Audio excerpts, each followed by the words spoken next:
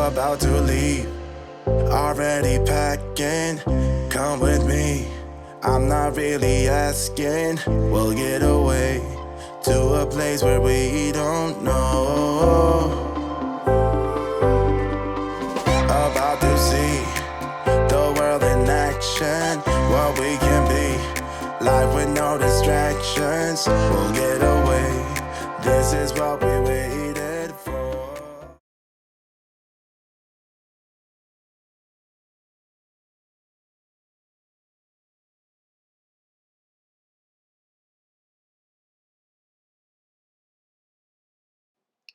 Good morning, my loves. Subhanallah. How are you today? I hope all is well. We are all good, alhamdulillah. Today I'm making Sellou. Sellou, also called Sfouf, is a dessert consumed in Morocco. It's made from a base of roasted flour mixed with butter, honey, almonds, sesame seeds, fennel, and possibly other nuts and spices. Today I am making some in preparation for Ramadan. Sellou is also known to be prepared for women who have recently given birth as a celebratory power type food, had alongside Moroccan tea, Moroccan biscuits and other delights. Okay, so today, without further ado, we're going to be making Sellou. I have prepared 400 grams of almonds. I blanched these using hot water and peeled them one by one. Quite a tedious task, so do buy yours pre-blanched. I would recommend you do so. I'm also adding 150 grams of sesame seeds. What I'm about to do is roast them gently. You will need to stir them occasionally because they do burn rather quickly, so please do keep an eye on them. You'll need to stir them every 5 or 10 minutes. Gas mark 5, electric 180. Okay, it shouldn't take too long to go golden brown in colour. Okay, it just adds to the flavour. It's better that you roast them. To this I'm going to add 100 grams of organic porridge oats. Obviously you can use any brand you wish. Okay, this is optional, you don't necessarily have to add porridge oats, but I just do because it's a good source of fibre.